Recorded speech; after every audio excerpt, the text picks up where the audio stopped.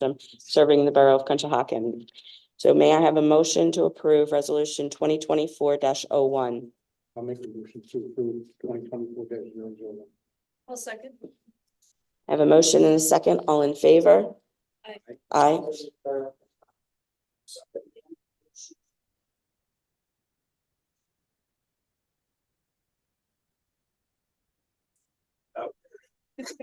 What's weirder is that's me and I can't even recognize my voice.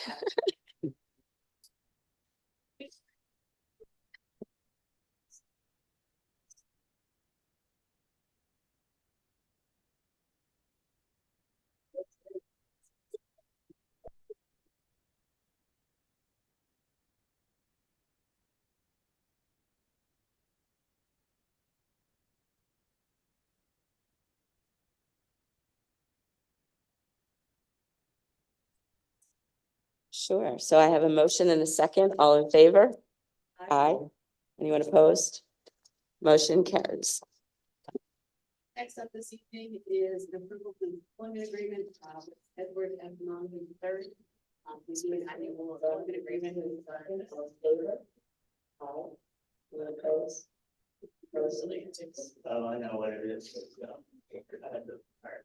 We're good. All right. All right. we do an annual agreement for the employees that are not members of the bargaining unit. This is based on board's conversations last week. This will be retroactive to January 1st.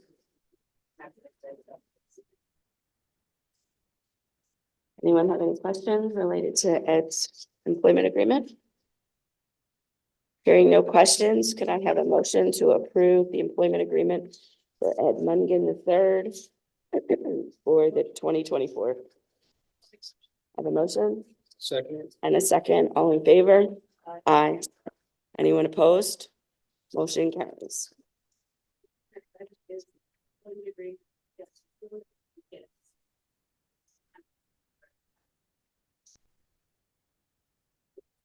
Any questions on the employment agreement for Shannon? Hearing none, could I have a motion to approve? Make a motion to approve. I'll second. I have a motion and a second. All in favor? Aye. Anyone opposed? Motion carries. Next is an employment study. Again, this is an annual agreement. We retroactive back to January 1. Any questions on Linda's employment agreement? Hearing none, could I have a motion to approve Linda Luciletti's employment agreement for 2024? Make the motion. I'll second it. I have a motion and a second. All in favor? Aye. Anyone opposed?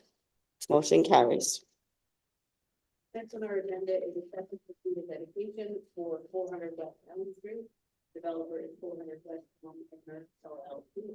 The project is 2 years complete, and we have reviewed this with the engineer's office and determined that it's nice for ready for authorities accepted the all the documents are in order and president approved this, so it's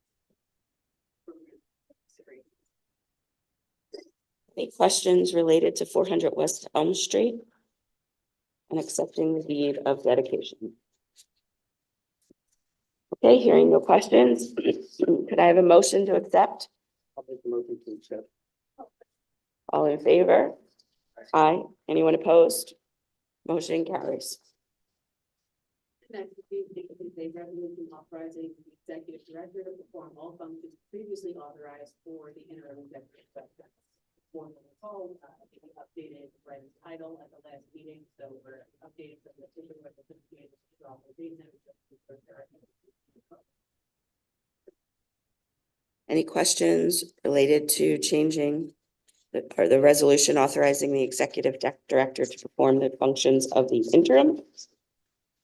Hearing no questions, could I have a motion to accept the resolution 2024? We'll call this 002.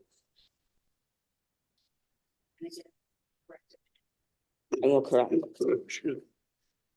I'll make a motion to accept. I'll second. I have a motion and a second. All in favor? Aye. Anyone opposed? Motion carries. Our final item this evening is a resolution designating the operations manager as authorized user signer of the authority credit card account. This will add to the I'm gonna have authorized user and designer. On the list. Any questions? Hearing none. Could I have a motion? I'll second. All in favor? Aye. Anyone opposed? Motion carries. It's going, right? It's going fast. Looks like that should be the end of the solicitor's report. That. You can verify. So I would get her. With the setback. All right. Motion to accept the solicitor's report.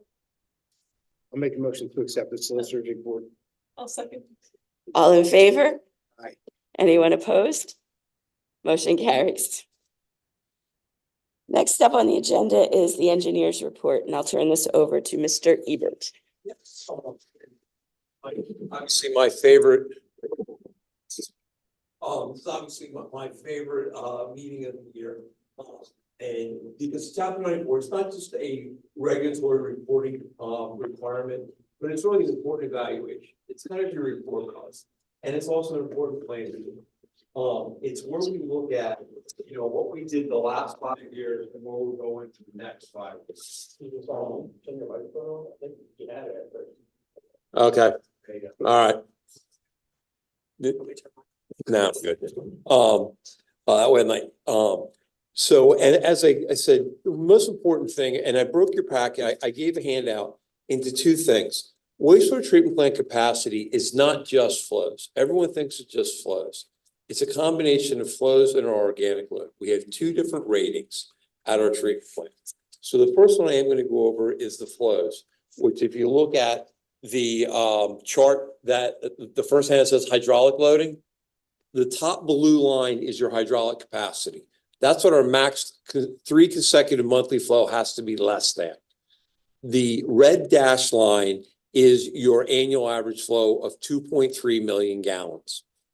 The gold line is where your annual average flow was, which was 1,081,000 or less than half. And then the blue line is our max 3 consecutive monthly flow. The average ratio for most townships is around a 1.3 between annual average to that. You can see where, how well we've done in that it's almost a straight line across. If you flip to the next page, this is just a summary of our flows for the last 5 years. And this year, even though over the last 2 years, we've actually added over 900 EDUs, our flows have remained basically the same. And actually, this year's flows are less than they were in 2022. Two reasons. Number one, we did not get a lot of rain events until the very end of the year. Number two is we completed those major lining projects. So all that lining work that we did, we basically did over $1 million worth of work in 3 lining projects that were delayed because of COVID and were actually done in 21 and 22. We're now seeing the impacts of that. And that's how you can add 900 EDUs. If you flip over to the next page, this is really the number of connections that we've made. And you can see 2019, we had total of 53. 2020, we had 5. 2021, we had 97. 2022, we had 584. 2023, we had 224. And as you look forward, we're going to be adding 365, 153, and 624. Now, why didn't our flows? So if you then go over to the next page, this is where I said I start to use different metrics. So on table 4 on the hydraulic loading, the most important one is the fourth column over is our average flow per EDU. That as these EDUs have gone up, this is really, I really look at it and say, are we removing inflow and infiltration? The base flow remains the same. You can see that's trending down from 137, 128, 132, 129. The 122 and 23, that is a little misleading. The reason it's misleading is 2 things. Is that 2 of the major projects that connected were apartment buildings. Well, I assume they all connect day 1. and they actually connect it throughout the year, and then it takes a while to lease all the apartments.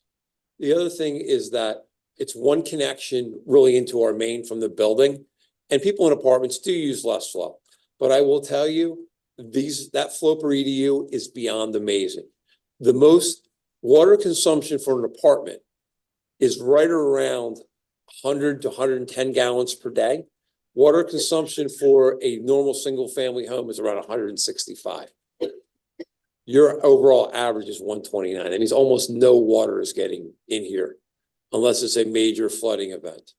So if you actually flip over to the next page, when I do these charts, so how do I compare the year to year? I use a weighted average going back. So that way I can really see, so I take into account all these connections and I figure out if I had those flows, where would they be? And when I back calculate in, you can see our annual average flow for 2019 should have been 1,221,000. Because of the INI, so once I add in those connections going back, that allows me to compare apples to apples, especially when you have a lot of new connections. So that's another analysis that I do. That way I'm comparing apples to apples. And then I project what my flows will be moving forward. The most important thing is the ratio of our annual average flow to our max 3 consecutive monthly flow. Anything below 1.3 is good. You're 1.06. That is spectacular. Next one over there is the chart. This looks back at the previous 5 years on a chart and looks forward to what our projected flows are. Where is that and why is that important? Is that if you were running out of capacity, this gives you 5 years of notice to plan for an expansion. You obviously do not have to plan for an expansion. Important for you to note is that our treatment plant right now is rated at 2.3 million. We actually have a 3 million gallon a day treatment plant. So we can increase the permit up to 3 million at any time we would justify that flow. And we also look at then is the next packet that I have is your organic loading. Because we're probably going to be run out of organic capacity before we run out of hydraulic capacity. Why? Our flow per EDU is low. People put the same amount of BOD. People put 1.7 pounds of BOD out per person. And I've run this analysis across 30 or 40 different municipalities. It comes out exactly. I mean, it is scary how consistent we are as humans. So this really shows you, our annual average, our design capacity is 555,500 pounds per day. Our maximum monthly, which is what we're rated on, is 3,700. So you have approximately 2,000 pounds there. Our annual average is about 261,000 pounds, 2,061 pounds. You can flip over, and this is just our loadings per month. And it just kind of shows, where we're at. But basically our max monthly, our annual average load went down this year. Our max monthly went down this year, which is very unusual. When you added that many more people, into it. So what I really did then was I look at it on the next page over that table 8. That's where we calculate the pounds per EDU per day. And our pounds in 2023 went down on a per EDU basis. That makes sense to me because I assume that those apartment buildings were 100% occupied from January 1. Number one, they weren't occupied 100% on January 1. They were occupied throughout the year. So that's why I don't have a full year of data there. And that's where I trend that. I think that number is going to go up next year because I'll have a full year of data from those apartments. So I don't want you to think that's a negative. I anticipated a lower flow per EDU and a lower organic load because of how the calculations are done. And this is really where we then project, what it's going to look like in 5 years on both our annual average and our maximum monthly. And you can see, this is the chart. This is the closest delta that we have. We're gonna run out of organic capacity before we run out of hydraulic capacity. So over time, we will be looking at that, and we may have to do a permit upgrade. I'm not thinking for 15 years. I'm just saying if this trend continues, because quite honestly, and where this is important is that there's 1,000 additional EDUs are projected in the next 3 years. That is a very significant increase that this borough has never probably seen. And you're gonna have basically 2,000 EDUs added in a period of 5 years. That is an awful lot. Oh, and I didn't bring that. They are actually approved projects or projects that are going through the approval process. Or White Marsh. We serve a portion of White Marsh Township. The vast majority of the future flows are from White Marsh Township that connect and are conveyed to us. So they actually don't go through the borough, but there are direct customers over there. So that's why the number is so high. And there's one of them that's almost 500 of them is almost one apartment project they have over there. And I will give you next month, I actually have a list of all the ones that were connected and the ones that are proposed. I actually took it out just to kind of shorten the amount of papers because it was summarized in that chart, but I will give that for you for next month so you can see where did these EDUs come from.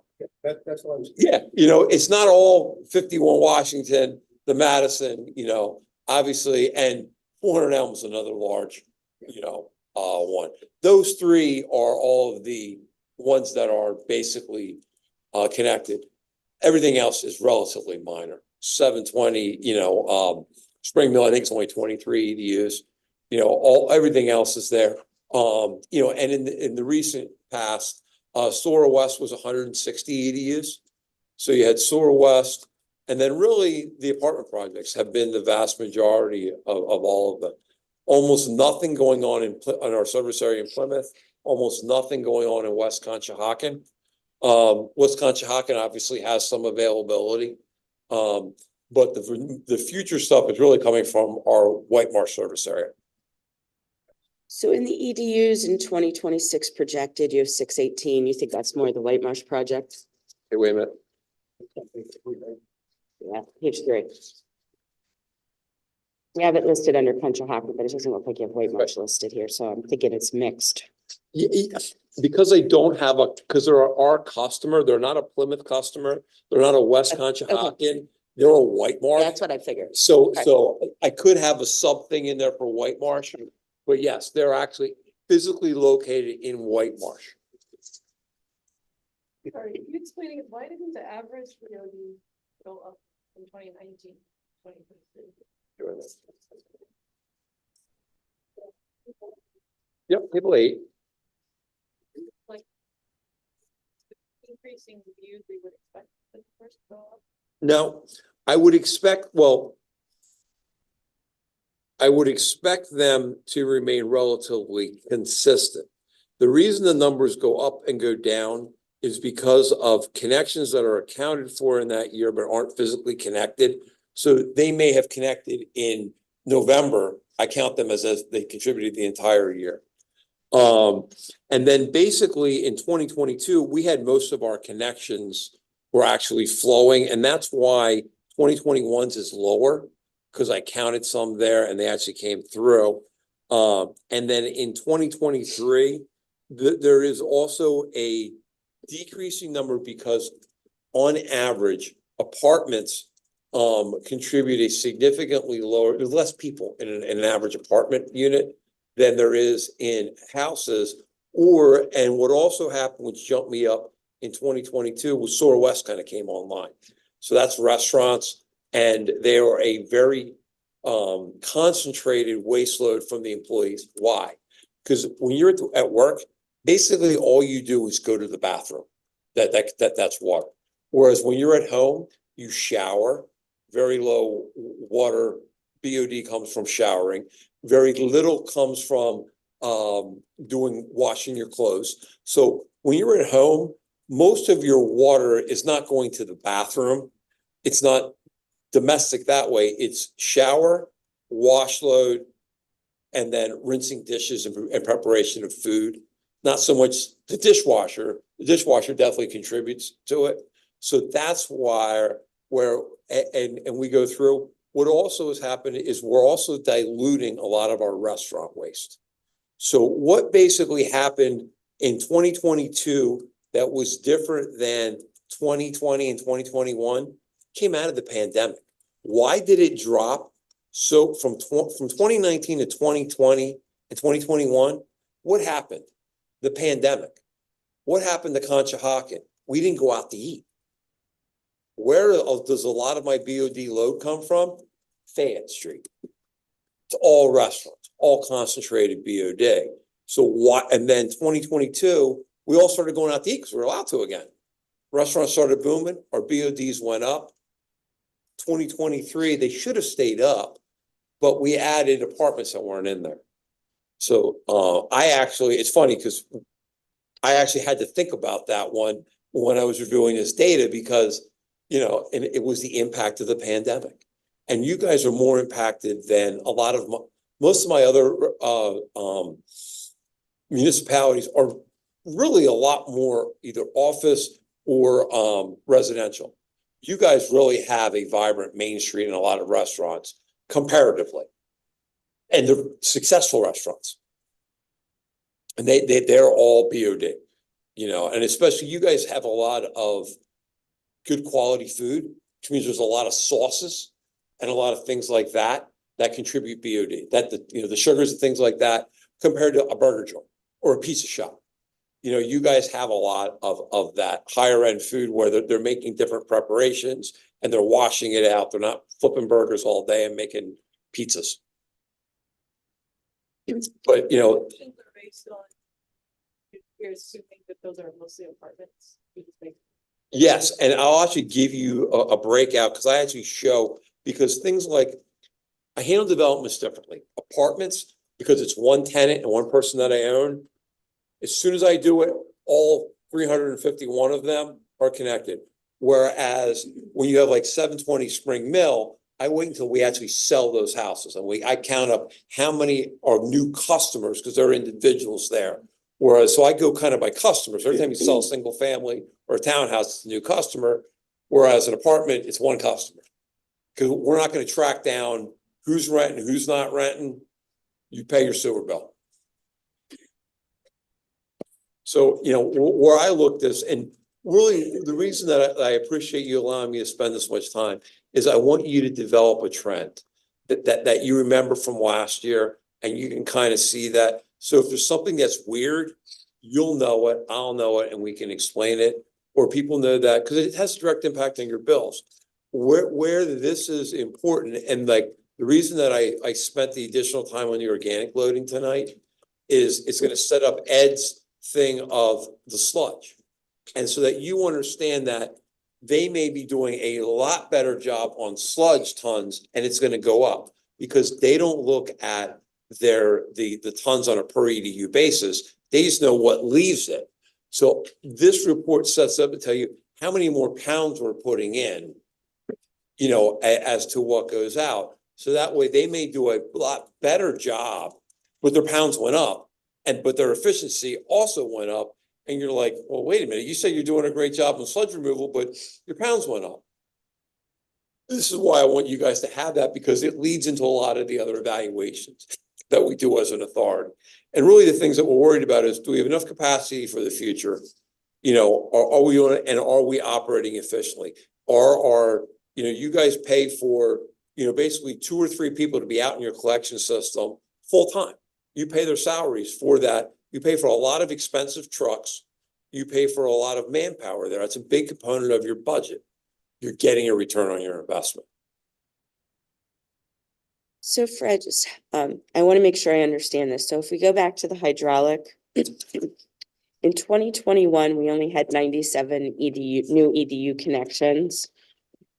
But on table 4, we had an average flow of 132, which was higher than 2020 and 2022. So it's kind of an in-between. Would that be potentially because 2021 was a wetter year? I'm just trying to understand what kind of throws numbers up and down from a hydraulic side. Absolutely. I mean, it is the wetter year. You guys are less impacted. It has to do with more how the storms hit rather than the annual average. We had some pretty significant flooding events that happened in 2021 that we did not have in 2020.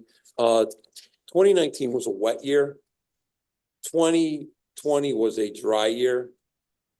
21, 22 were average years. And I would say 23 was a dry year with the exception of December. Blew me out, and that's where it is. And that's where we really look at trends, going back in the flow per EDU. And sometimes, you get there and like when you have Sora West in there, they use all of their EDUs, so all the capacity that they bought, they're a very high flow per EDU because they're using it all. Whereas our houses, we sell them at 250 gallons per EDU.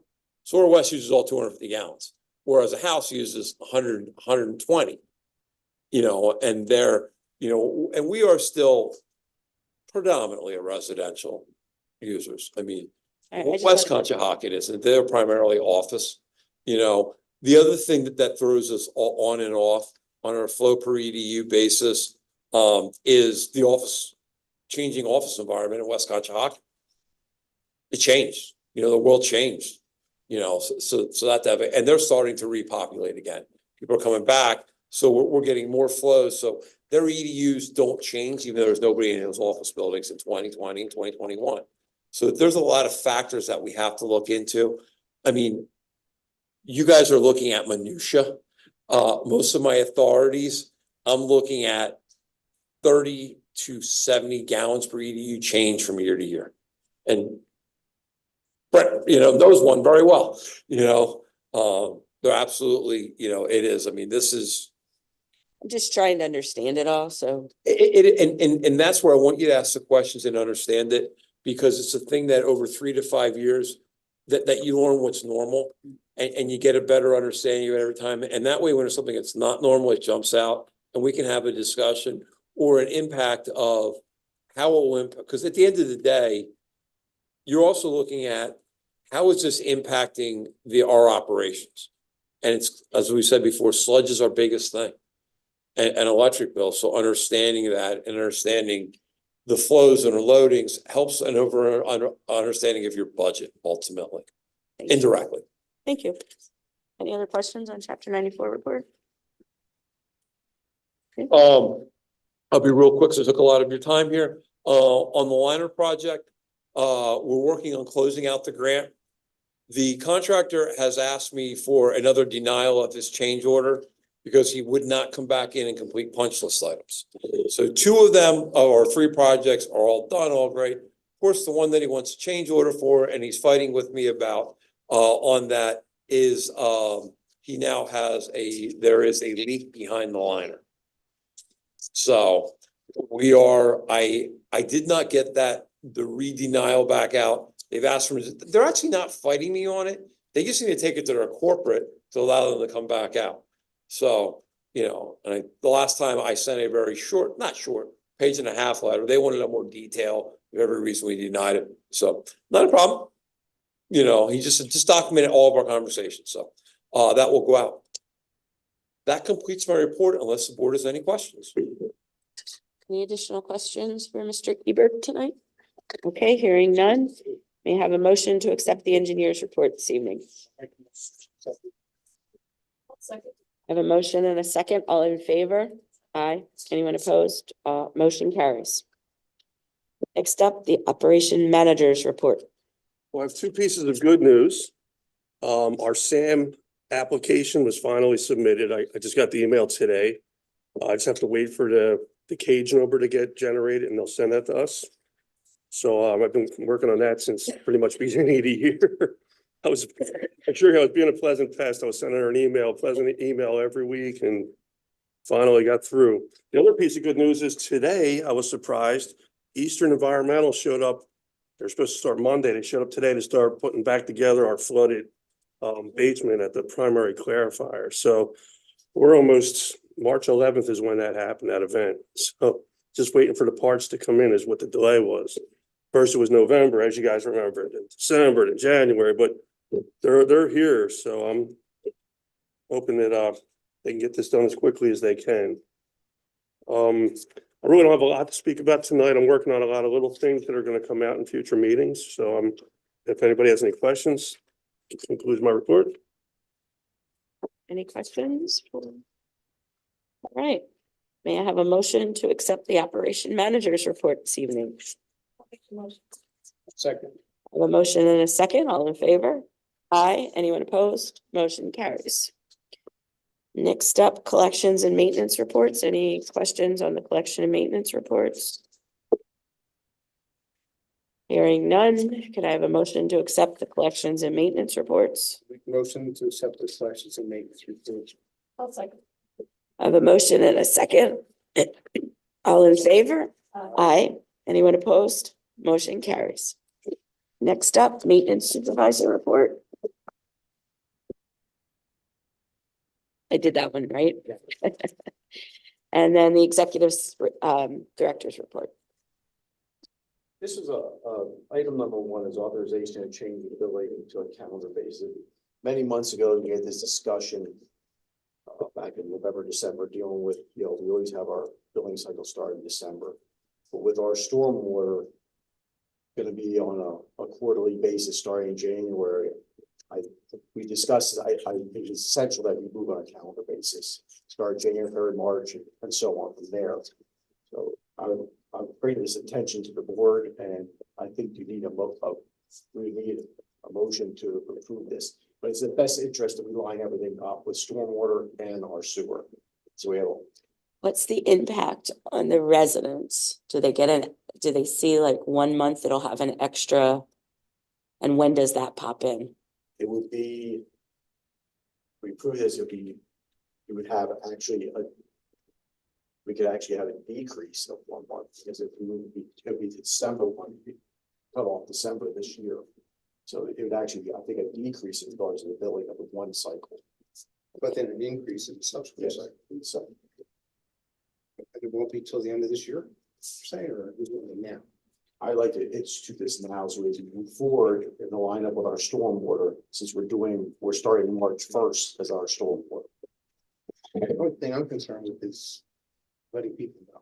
Yeah, and we could let people know. I mean, we could institute this starting at, the end of this calendar year. I think it's essential that we line both them up the same.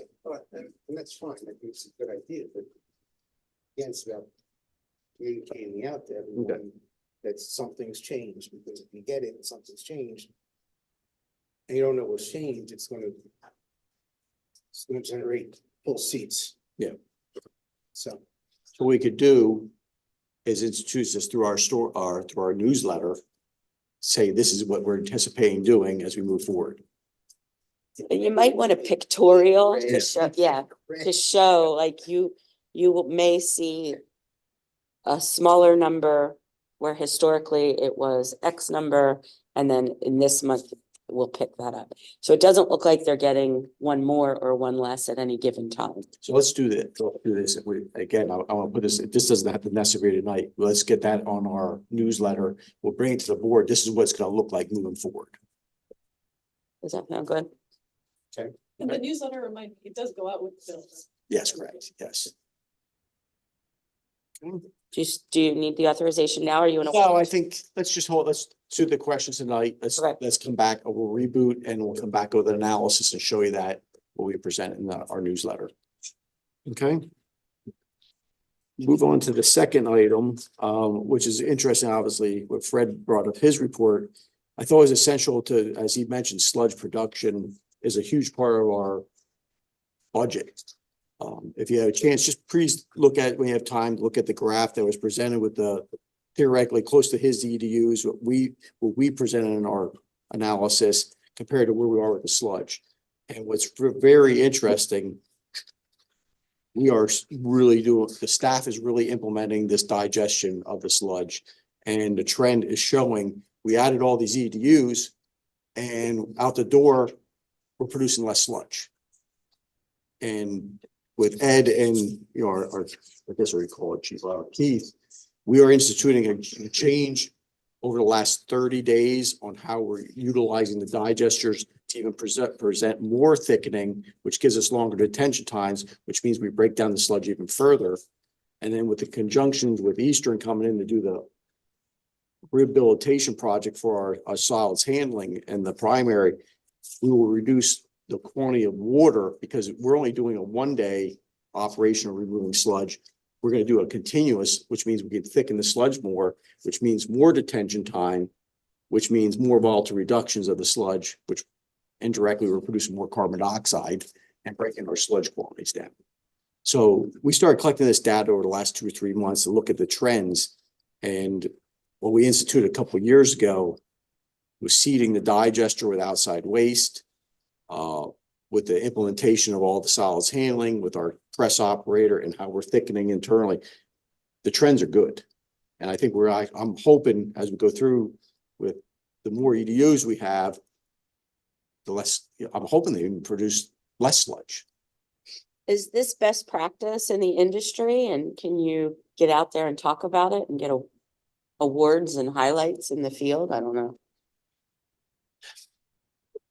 So I'll use it now. I had to say something. When I first, and that's nothing against myself where I've come from, when I talked to the staff historically and we have staff there for 20+ years, it said it has never worked. I brought in a team of my people that I know to question my thoughts, and basically, obviously, is seeding the digester is one of the biggest aspects due to the fact that you have a rotating biologic contactor. We really don't have a high level of bacteria that we're sloughing off. It's fixed media, so it's staying on there. So we never actually, no different than I'll break the analysis down and use it like your yeast in a bread. You're seeding the bread to produce yeast, to produce the carbon dioxide to make it rise. Well, it's the same thing that we're doing here, is we're seeding from outside waste, which I determined it's one of my other projects, to make sure that we're proceeding with a good biological process.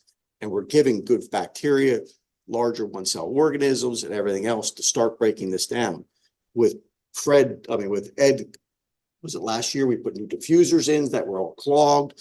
We're optimizing the blowers. We're optimizing our detention time, how the staff is moving this from a primary to a second digester. Now we're implementing even a thickening operation that we're getting into using our own gravity thickener, and we're putting that back in. So basically, the staff before was just producing no biological breakdown because we weren't providing a good environment for them to break the sludge down. And now we're taking advantage of it. You have a good plant down there with all these digesters that we could probably get 30, 40, 50 days of detention time, which produces less sludge. I'm just thinking about it from the perspective of if we start celebrating ourselves, people want to work at places that are doing really good things and celebrating things. And we are getting into that point where we have to start looking at recruiting. And so are there places that we can kind of tout what we do to get people interested and maybe wanting to work for us? I don't know. It's just Are you saying, Brett, that what you're doing now is standard practice? It's standard. I would say it's standard practice. Again, we're a research project. We're a biological system, and we're taking different means what has been provided to us, utilizing the tools and optimizing how we can better run them. Is this a potential PMAA presentation? You could do that as well. I mean, it is to show Yeah, how I we're think doing that's all the really- different processes. Well, That's a good thought. I Yeah. think that's what we're talking. Yes, and I know that's why it's head of the It's PMA. not revolutionary, No. but it's different. It's different from what we've been doing, and it's something other people might want to know about. And if you celebrate, I say publish, it's probably not the right word, but you put that out there and you let other people know, people get excited about it, they try it, that's what they're doing down in Conshohocken is a good idea. That Brett's a great guy. And Ed. And the one thing that I'm looking at is all this. Scaring you? Scaring you with new thoughts here? the digestive process with using aerobic is a tremendous amount of cost, and as we become more efficient of breaking it down, we produce, and I'm not even doing this, it's science that we produce more acids, which means I already have made contact to Pico. If we do something with optimizing our electrical system with our VFDs, they'll give us a grant to pay for it. Yeah, so That's- see, your eyes light up when you talk about this stuff, so Well, why not celebrate it? Yeah, and we can. There's people like you, like, you're talking to some scientists and me. It's just, it's great. As Fred said, we're utilizing it. We're doing it in the graph. I was actually shocked when with Ed and Shannon putting this all together. It actually looked bad. Now, there's some peaking factors in here that occurred where we had tremendous amount of sludge buildup because the press was down. If you recall that there was belt broke and everything else, and then we had to take sludge out quickly. But I just want to bring it, it's actually, and that was, it's a conjunction with Fred giving his chapter 94 report. It's actually good analysis going on. Yeah, I think you and your teams are doing fabulous work, you know, from where we came from to today, through COVID and everything. So kudos to the teams. The third item is a stormwater update, but as you know, Lauren provided all that items, and we're lining up with everything on our next billing to give our first bill out for the first month would be March. I think he gave the good news that we're getting in the upgrade of the rehabilitation project done. And that completes my report. All right. Any questions for the interim director? Hearing no questions, could I have a motion to accept his report? I'll make a motion to accept. I'll second it. All in favor? Aye. Anyone opposed? Hearing nothing, motion carries. Do we have any old business or new business we want to bring in front of us today? Hearing none, that concludes our meeting this evening for February of 2024. Thank you, everyone.